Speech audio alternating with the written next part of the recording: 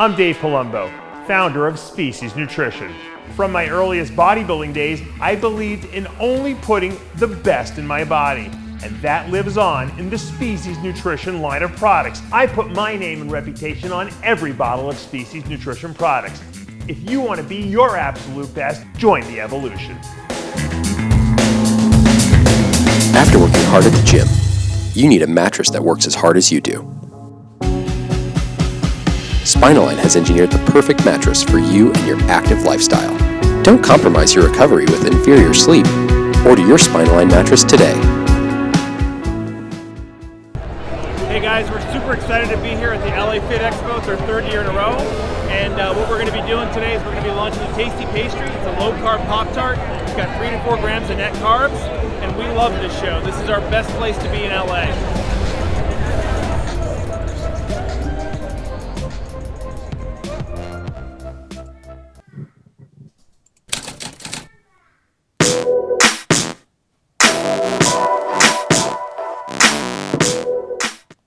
RX Television on RxMuscle.com. This is Ask Dave, better known as hashtag Ask Dave, your 30-minute question and answer show with Dave Palumbo. All your questions, diet, training, supplementation, IFBB pros, news, whatever's on your mind, it is all on the table. So we now bring in Dave Palumbo. Dave, obviously a lot going on.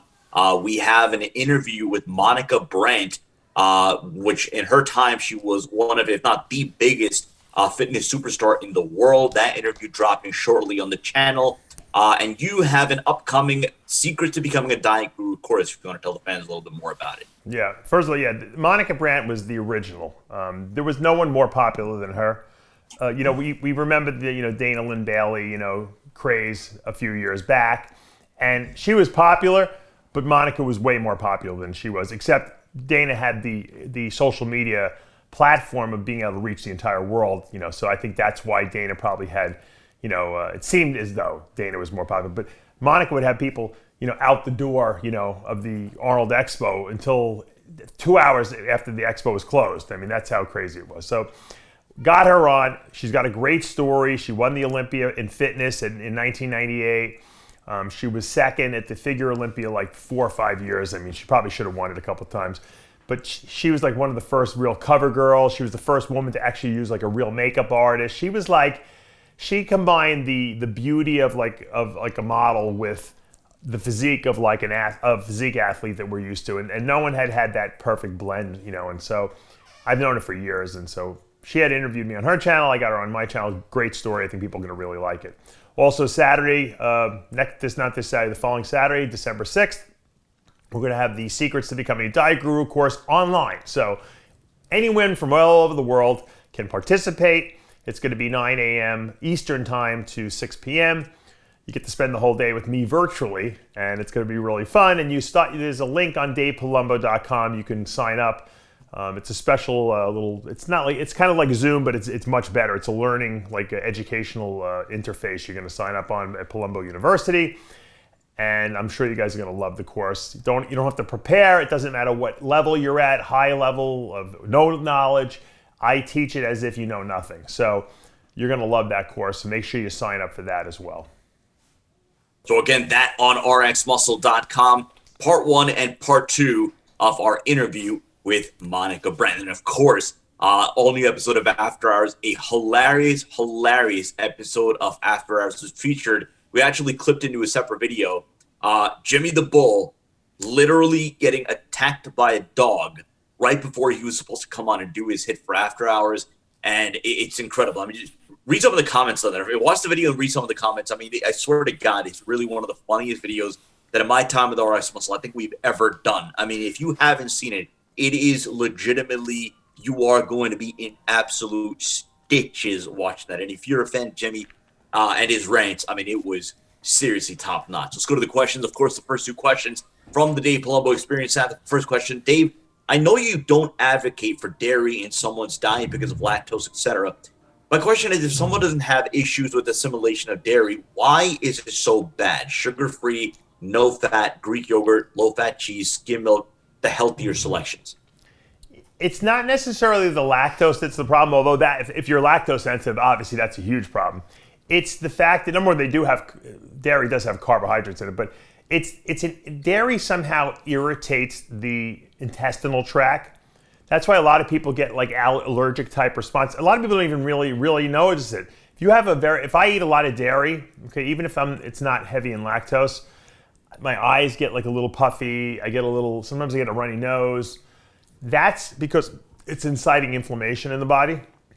And when it does it in the intestinal tract, a lot of people just don't assimilate and process their food well. So when I am dieting someone, and I know a lot of the coaches out there do the same thing, by eliminating dairy, I don't think a lot of people understand why, but they notice that the physiques look drier, they look more separated, people tend to digest their food better and recover better. So there's nothing wrong with dairy off season. Off season I would eat anything, pretty much. So, and I didn't worry about being bloated or anything like that. But when you're dieting, you want to keep everything as clean, and you want to eat foods that assimilate well and digest easily. And I think that there's only so much you can eat while you're dieting anyway. It's so limited that you're better off picking foods that have the highest level of absorption and are the most easily digested, so we can keep the stomach flat and we can keep the person feeling good during these during these restricted times, as we like to say. So that's really the reason you're reducing it. Plus, when you start getting into a lot of these fat-free, sugar-free things, they're putting a lot of sugar alcohols in there that are sugar-free, but they're not carbohydrate-free. And a lot of people have problems also assimilating and digesting the sugar alcohols. A lot of people, it causes like malabsorption, they get gas from it. So stay away from dairy. Second question again from the Dave Palumbo Experience app. This one, species nutrition related. What's going to make your new pre-workout unique compared to most on the market? You know what? What I found is that, number one, there's only a limited number of ingredients really that work, and it's the synergism of how you mix them together. And I'm not by any means, there's no way for me to prophesize which ingredients work best together by looking at the literature. You can't, there's no way to know it. You know how you do it? You figure it out. So I've been testing pre-workout formulations, combinations of ingredients for 2 years now. That's why I haven't had it. We used to have Nitrylize, as you know, which was a great pre-workout. It wasn't very heavy in the stims and the mental focus the area, and that's where I wanted to really put a little bit more oomph into it. So I've been testing combinations of these things between the people in the office, my wife, me, and it took a long time to get the right combination, and finally we nailed it. And then we had to work on the flavoring system, because all these different ingredients actually, can mess the taste up. They don't taste good, so you got to hide the taste of some of the ingredients in there that don't taste that great, and that's another whole chore. So we came up with, we have a really good flavor, sour candy, and right now we're just trying to finalize the name of the formula. I have a couple of crazy names. I'm not sure which I'm going to go with yet, but so I'm open to suggestions. By the way, I'm sure people will have some sarcastic suggestions too, but I'm open to suggestions. I have a couple that are on my top priority list, but this synergism of ingredients, as I like to say, works really well. Matter of fact, Tyler took some of the prototype. He rode his bicycle here, which is a pretty long bike ride, and he had to go home, and he was tired. So I said, take a half a serving. He was up till 2 a.m. He couldn't fall asleep, but he had a good bike ride back, right? It's true. Yeah. So anyway, 15 miles. 15 miles he rode back. So you know what? Like I said, it took a long time, but like I said, I'd rather put out a high quality, product that I'm proud of, that tastes good, than just put something out to say I put it out. That's just not my style. Everyone knows that. Every product has been methodically thought through and overthought and probably obsessed about by me before I've actually put it on the market. And that's why I'm very slow to put products out, because I only want to put the best stuff out. Let's go to the Instagram questions. Again, if you're not already following us, the handle is official_RxMuscle. And again, if you're not already subscribed to this channel, hit the subscribe button below, hit the notification bell. You're not going to miss any of our upcoming videos, segments, shows, anything and everything that we have going on here at RxMuscle. Before we get to the real questions, the first one, and Dave, this is something that I've been meaning to talk to you about for some time, about bringing it back. Back in the day, we used to do an I Hate This Show segment. It's from N-Dog. Why did we do away with that? So do we have plans on bringing back the I Hate This Show questions and ultimately giving the best I Hate This Show a prize like we used to do back in the day? We can do it again. If people like that and the creative juices are flowing in people again and they want to come up with some great why I hate the show. Because I used to always tell people, when you see me in person, don't tell me how much you love the show. Tell me you hate the show, because then I know you actually watch the show. So it's like kind of like our secret password between ourselves. So if you guys come up to, hey, I hate the show because it makes me throw up in my toilet bowl after watching, then whatever your why I hate the shows are, we'll pick the best one every week and we'll send some kind of a free gift out to you guys. Maybe the new flavor Amino Evolved. There you go, Sid. We'll send out some free Amino Evolved to people who select the best why I hate the show every week. Strawberry watermelon lemon iced tea. If you haven't already tried it, you're gonna want to indicate try which one you like. Let's go to good one here from our good friend Ahmet Akinci. What did you think about Samir Bannout's statement saying that he never did cardio when he was prepping for the 1983 Mr. Olympia? Is it possible to have such a shredded and conditioned physique without any cardio? You got to remember, those guys back in the late, in the 70s and early 80s, they did long workouts in the gym. So, today we might work out for an hour, right? Because we know we stimulate the muscle with heavy weight and we get out of the gym and we rest. If you're going to train for 3 or 4 hours a day, however, with weights, think about how many calories you're burning. It's like you're doing cardio when you're doing your weights. I don't personally think that's the best way to build muscle, because I think you overtrain the muscle a little bit. But you certainly burn a lot of calories. Serge Nubret was the same way. He would train 5-6 hours a day, but he did no cardio. But are you really doing no cardio if you train 6 hours a day? The whole workout is cardio, essentially. You're burning calories by training. So they were indirectly burning, doing cardio back in the day. And like I said, the physiques were good, but they were not as big as they are today. If you want to get huge, you need to rest, and you can't overtrain. If you don't care about getting huge and you just want to have a ripped, chiseled physique and you have good genetics where you can overtrain and still recover, then that works. But it doesn't work for a lot of people. If I trained like that, I would have been 190 pounds on stage, because I would never have been able to build muscle. Let's go to Tommy Staunton. Best ways to lower creatinine and urea levels. Yeah, BUN, or blood urea nitrogen levels, and creatinine are the two markers of kidney function. BUN, however, is very sensitive to hydration levels. So when BUN is high, a lot of times it's because you were dehydrated. And it makes sense, because think about it, they always tell you when you go give blood or take blood work, you do it in a fasted state. So you get up in the morning, okay, I know I pee my brains out all night. I'm dehydrated as hell in the morning. And then they want you to go and give blood right after that. So a lot of times you're in a dehydrated state, so you might see some high BUN.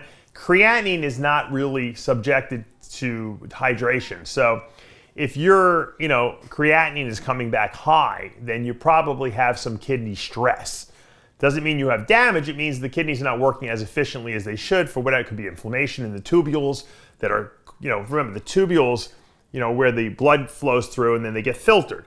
If there's inflammation around them, they get narrowed. You're not getting as good a filtration, so you're running higher levels of the waste product, creatinine. I sell a product, I don't make it, but I do sell it on my DavePalumbo.com website called Kidney Stuff. A lot of people use this product. It's very popular. I actually sell it cheaper than anyone else does online, because I buy it in bulk from the manufacturer. I became friends with him. And this stuff works great, because what it does, one of the things it does for the kidney health is that it reduces that inflammation around those kidney tubules and allows them to filter the blood better. So your creatinine improves, pretty quickly. The key with kidney function, however, or with kidneys and health in general, is that the kidneys can regenerate like the liver does, but it takes longer. So whereas with liver, in a month or 6 weeks, you can kind of get your liver, back to normal. Taking like a product like Liver Stable, or just reducing the load on the liver by going off anabolic steroids, obviously. But with the kidney, it could take 6 months, it could take a year, but you'll see a steady improvement if you stay on the kidney stuff. You lower your protein a little bit. You make sure your blood pressure is in check. Okay, and those are the 3 keys. And the kidneys will recover. Now, if your kidney function gets to the point where your creatinine's like 8, or even like 3 or 4, it's going to be less likely you're going to get it back to normal. Okay, so you don't want it to get out of control. If it's a little high, 1.5, 1.6, 1.8, those are not good numbers, but those can be, you can come back from that. Even from a 2.0, you probably can come back okay, from that. So I've seen some numbers in the 2s that I've gotten down, and people have normal kidney function now. The key is to address it aggressively, not to ignore it and say, well, I got to stay on cycle, I don't want to get small. That's not smart. That's how you're going to make your situation escalate to getting worse and worse. This next one from TJ the Jet. After I see Dr. Blau for gyno surgery, is there any reason to ever take an AI or nolva or estro blocking for any other reason during a cycle, or will just some testolyze be enough? That's a good question. Okay, now obviously a lot of people people take too many aromatase inhibitors because they're so obsessed about the gynecomastia they have in their chest. But the truth is, once you have glands there, all the aromatase inhibitors in the world, you can put your estrogen at 0. You're still going to have the glands there. When they're physically removed now you don't have to worry about them growing back. Especially Dr. Blau knows, take them all out, essentially. So nothing's coming back. But the issue is, why do you take an aromatase inhibitor to begin with? Well, because you're converting massive amounts of testosterone into estrogen. So if you're on a big cycle, you still need to take an aromatase inhibitor to prevent your body from losing all this testosterone. Let's say you're taking 1,000 milligrams of testosterone a week. You don't want to lose 30% of it to estrogen, because now you're only taking 70% of what you thought you were taking. If you take an aromatase inhibitor and limit that, so now you're only losing maybe 5 to 7% of your testosterone by conversion to estrogen, okay? Now your estrogen levels are normal, but your testosterone levels are significantly higher. So you still need to take some aromatase inhibitor. You don't have to overdo it though. Let's go to JDG Bear Shockey. Good idea to supplement with vitamin K2 if you're taking high amounts of vitamin D3. Theoretically, yes. I mean, the research shows that vitamin D, in addition to all the chemical reactions it's involved in the body, also increases calcium reabsorption from the gut and from the kidneys. So if you're going to reabsorb more calcium, okay, you want to make sure that calcium gets directed to the right places, which is the bones, the muscles for contraction, et cetera, et cetera. You don't want it going to the blood vessel walls where it could potentially be deposited as blockages, okay, or calcifications. Supposedly, according to the research, vitamin the K2 and its isoforms can help direct the calcium away from the blood vessel walls. Does it happen in reality? I don't know. Can it hurt? Does it hurt to take vitamin K2? No. Matter of fact, when I was originally formulating V-Mineralize, I was going to put K2 in there, but it was very expensive. It would have made the product at least 25% more expensive. And I said, you know what? Not everyone needs extra, so I didn't put it in there because I didn't want to drive the cost through the roof. But the truth is that, it can't hurt. If you have extra money, it's probably more of a luxury item. If you're older, it's more relevant, I think, than when you're younger. So maybe us, old guys can benefit from K2. I do take a form of it. I buy it from Life Extension. They actually have a K2 and a D3 together, except I don't think you get very high amounts of either in it. So I buy them separately. V-Mineralize has 2,000 units of vitamin D3 in it, okay? I like to take 7,000 a day. So I add another 5,000 of D3, and then I take the K2 that they produce as well. Is it doing anything? I don't know. I have zero calcification in my blood vessels anyway before I ever took K2. So I don't know, but I'm a nutcase. I like to take everything so I can give people my feedback on how I think it works. The truth is, if you don't have any calcification in your blood vessel walls, and you can easily go for like $50 and get a CT calcium score done on your coronary arteries, you probably don't need to take it. Let's go to N Magic Coon. What can one do in addition to Himalayan salt to improve oxidation, or is Himalayan salt useless in your opinion in this regard? I don't know what he means by oxidation. When I hear oxidation, what? Yeah, he goes oxidation or so. I guess I'm not quite sure what he's trying to ask here. He goes oxidation or body or Himalayan salt is useless in this case. I mean, fatty acid oxidation means the burning of fats. So I mean, salt's not going to help you do that. I mean, Himalayan sea salt, the only advantage it has over regular, store-bought, iodized salt is that it has some minerals and supposedly some enzymes in there. I don't know if that's, you know, significant or not necessarily, especially if you're taking like a multi-mineral formula like Mineralize. But what I don't like about the sea salt and why I stopped actually using it, I use regular store-bought, you know, iodized salt, is because it doesn't have any iodine in it. So I like the fact that they iodize, or they put iodine into the salt that you use from the store. And I use a lot of salt because my DNA says I don't taste salt well, so my wife says I oversalt everything, which is fine. I don't hold any water from it. I seem to need it. I feel better when I eat salt. I think it's good for training. It keeps you hydrated better. But I use iodized salt because I want to make sure that I'm providing enough iodine for my body and for my thyroid gland. So, you know, there's one benefit, and then there's one deficit, and then there's one deficit and one benefit. You got to pick your poison, so to speak. I think that they overcharge for the sea salt, and I buy so many supplements already. I don't need to be adding another one to the list. I just think it's unnecessary. I think I'm fine with regular store-bought salt. I think it does the same thing. Let's go to Tank MCG. Does insulin promote intramuscular fat? If so, is this why we saw better conditioning in the 90s? Well, intramuscular fat would be good fat because that would keep the muscle full. It wouldn't blur definition. Intramuscular fat, that means inside the muscle cell. You want intramuscular fat. Matter of fact, when we fat load at the end, you're putting fat into the cells so that they swell more, and so you get a fuller look. You don't want, you know, extracellular fat. In other words, you don't want subcutaneous fat under the skin. Assuming you did your homework and burned all that fat off, insulin is not going to just preferentially all of a sudden you can take a shot of insulin, you're going to have fat there. No, now off season, what insulin can cause, and what you hear people talk about on different shows, and I've had some guests talk about it, is intra or visceral fat, meaning that the fatty sheath that surround the organs can become hypertrophied with extra fat, theoretically, by insulin and other insulin resistance type situations. And that could be, you know, what they're saying could cause some of the distension in the guts. Some of the hardness to the guts is that you're building up. It's not that you have the fat under the skin is gone, so you're ripped, but yet you have in the organs or around the organs the omentum and the lesser and greater omentum, which is a sheath of fatty tissue that covers them and protects them. That could get fat. And then, so it's weird because the person can have 0% body fat in terms of subcutaneous fat, but yet they can still have visceral fat that is causing, you know, like I said, aesthetic problems down there. And is insulin one of the reasons why that happens? We don't know for sure, but it could be. Or it could be the fact that GH, you know, mobilizes fat everywhere else, but it actually causes insulin resistance, which is causing that fat to be deposited there. There's a lot of different factors that we don't really understand why this happens. Who knows? Maybe anabolics promote that. I don't know.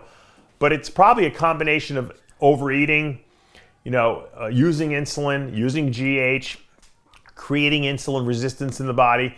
All these things will lead to, you know, what you would see in a fat person. But yet bodybuilders have zero body fat, but they're still getting the same fat person syndrome because they're simulating the situation of insulin resistance, which is resulting in this. So it's a combination of everything. You can't say, oh, insulin causes this. It's the combination of everything together. Let's go to Ryan Smith. Can you explain the rate at which glycogen is stored in the muscle, say after eating a 100 plus carb meal?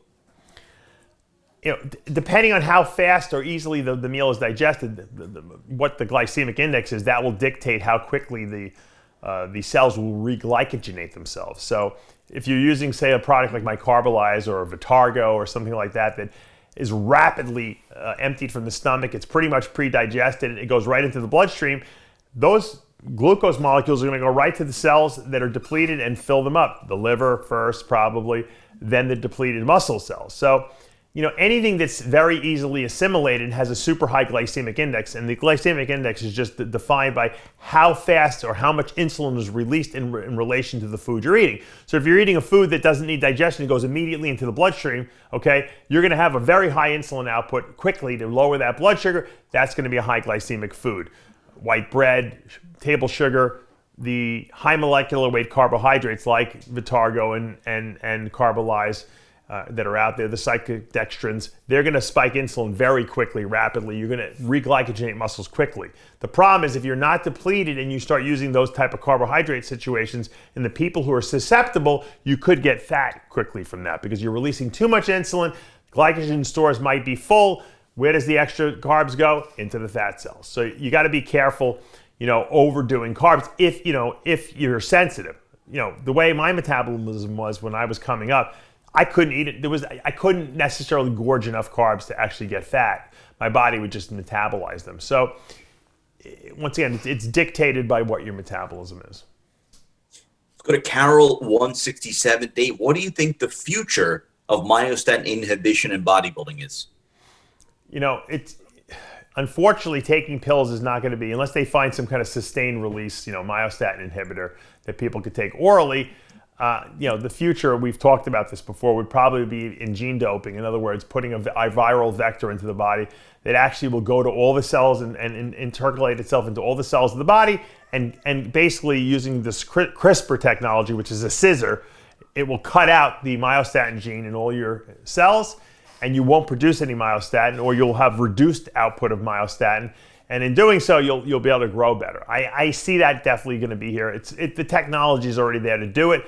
I don't know if the safety aspect of it is there and the reliability is there yet, but it will be eventually. And once it is, I'm sure all the bodybuilders will be using it on a regular basis, and we'll see, hopefully safe gains from it. But it scares me a little bit to know that I'm going to be altering my DNA structure, because we don't know. We think the viral vector is going to cut out only this gene, but what if it cuts something else out? What if it turns something on that shouldn't be on and causes cancer? I don't know. You never know the ramifications. So probably before it's reliably being done in the bodybuilding and athletic world, it will have to be tested dramatically, on many people. And there'll be some people that probably, have very bad side effects because of it until they perfect the technology. But that's going to be the way you're going to inhibit myostatin. It's not probably going to be by a pill form. Time for a couple of more questions. Go to Philip Rowe. Illia Golem, who you had on the show about a year and a half ago in studio, does he use PMMA, or what do you think is the muscle filler he's using? You know what? I have absolutely no clue, to be honest with you, what he puts in his arms or doesn't put in his arms. He's very big, that's for sure. His arms, to me, don't look super fake. So he obviously has a lot of natural muscle there already. What he uses to enhance that muscle size and everything like that, I'd be speculating if I said that, and that would not be fair to him. If he wants to come on the show and talk about it, that's great. Rich always talked about it. He didn't really care. I think he did, for that matter, or maybe later. Maybe initially he didn't, but then he kind of talked about it. But, who cares? It looks good. What I find is that guys that have a lot of muscle and they do enhancers to their body, while you can tell it's not necessarily real in the sense that you built muscle there, it also doesn't look that bad because they have real muscle. When you see these lunatics down in South America who are injecting motor oil and oil they're buying at the Home Depot into their arms, and they have like no muscle, and you're just seeing bags of oil, that looks ridiculous, and that's what the people we make fun of. So whatever he's using, his body looks good, so I wouldn't be complaining. Let's go to Ilya Milosh. What a name. How often did Dave, I guess in your career, change his workouts? What's the longest time he stuck to the same exercises on one body part? The core basic, movements always were pretty much there every week. Squat, bench, incline bench, some kind of pressing, shoulder overhead pressing movement, some kind of heavy, rowing movement. But, when I would go into the gym, especially when I trained with my friend Doug Wentz and he was teaching me, I would just do whatever he told me to do. And he would always switch things. He liked to switch things around. And sometimes I was like, oh, we should really be doing this. We skipped it this week. And he's like, don't worry about it. We do it all the time. I'm shocking your body. And you know what? He was right. It wasn't like we would go 3 weeks without squatting. We would maybe 1 week every 3 months we wouldn't squat, and we would do some other, he'd have me do some other crazy, maybe front squats or some other Smith machine squat, just to kind of vary it up a little bit. And I think that's fine. That's why when people ask me for workouts, I'm like, here's the workout that I really like. This is the plan. But you can change up the exercises in there. You don't always have to use the same hammer strength machine. You don't always have to do the same, incline of bench press. You can change the incline levels and one week do 30 degrees, one week do 45 degrees, so that you're constantly changing, the angle you're hitting the muscle at. if I love cable curls, for biceps, one week I might switch to the dumbbell curls just because I want to shock my body a little and change it up a little. That's called variability of training, and that's instinctual training. But once you know what works, you stick with it. I do have a program I call it. It's on the Dave Palumbo Experience app. For people who subscribe to that for $29 a month, that's one of the things you get. You get a workout a week up there. I put up different workouts with different variations, and just so you can see. There's one of the workouts we put up there is called my Power Phase workout, where it's basically just core movements like 10 sets of squats for legs, go home. Bench pressing, incline and dumbbell presses, go home.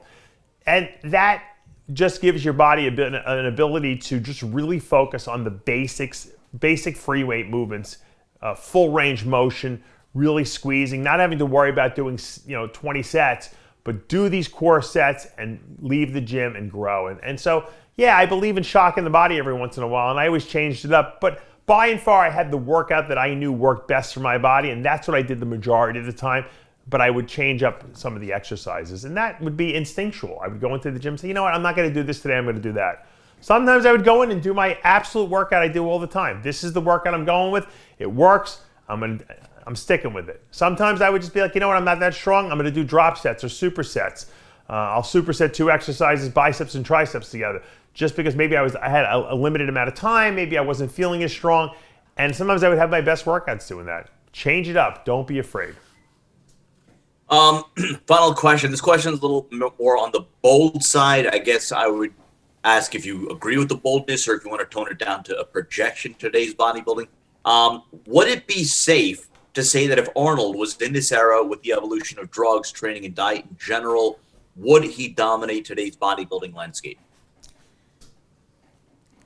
My gut instinct would say no, he wouldn't. But Arnold's mindset being what it is, who knows? Maybe he would have been classic physique Olympia champ. Maybe he would have had a change in his goals because given what he thought his physique was capable of. We don't know what Arnold's potential was because he was in the 70s. That's when he was in his heyday. Those are the training techniques they had. They didn't really have machines. They had all free weights. They overtrained. They would do legs with no shoes on. There was no orthotics to put in your shoes to correct your biomechanics. So who knows what Arnold's capabilities would have been, had he been around. But also, think about how many more people today are competing versus people who were bodybuilders back in the 70s. It was like 0.5% of what we have today. So Arnold was the best of a smaller gene pool of people that he was competing against. Today, the physiques are unbelievable. I look at some of the physiques on stage and I'm like, man, I'm glad I don't have to compete against these guys because some of them are truly, truly gifted, structurally, and it's only getting better. We can say that the 90s was the heyday in terms of the amount of the competitiveness of the guys at the top level, but we have way more people today, I think, out there, and they're spread across, in the men's division, at least 3 different divisions. So it's tough out there. And like I said, I wouldn't want to have to compete today. I'm glad that I competed when I did, even though, there were more opportunities to win pro cards today. It doesn't matter. The competition is tough today. And I take my hat off to all these guys that bust their ass day in and day out and make it their lifestyle because I did it. I know what it takes. And there's never disrespect when you're comparing people because I don't take away. I think everyone trains and dedicates their life to this bodybuilding lifestyle. And because of that, they deserve to be applauded for that because it is a tough lifestyle. And until you've actually tried it and done it yourself, you can't even appreciate what these guys go through. That is going to do for this episode of Ask Dave. Reminder right now on RxMuscle.com, all new episode of Heavy Muscle Radio. We know you've been enjoying these Sunday night live stream that Dave's been doing. I believe this week we had Chris Aceto, we had Lee Priest. We also had a guest appearance by Xavier Wills, Desktop Bodybuilding. They had a little impersonation contest of me, a little sorts of hilarious stuff as always.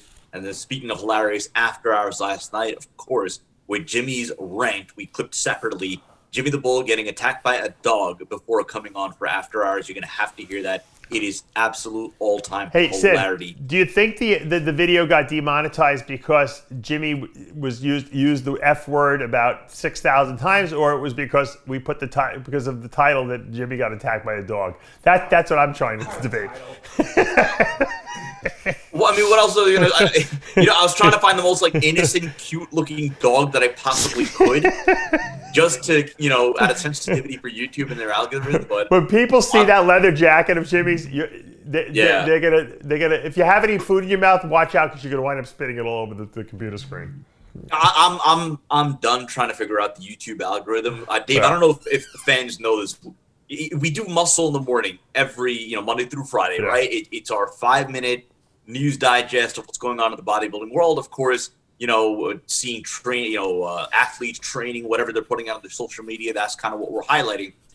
One of the episodes got dinged last week by YouTube. Why? Because apparently there was quote nudity and like some other like really that's their new stuff. thing. Said they actually dinged us and try to demonetize my obituary tribute I did to Laura Bass.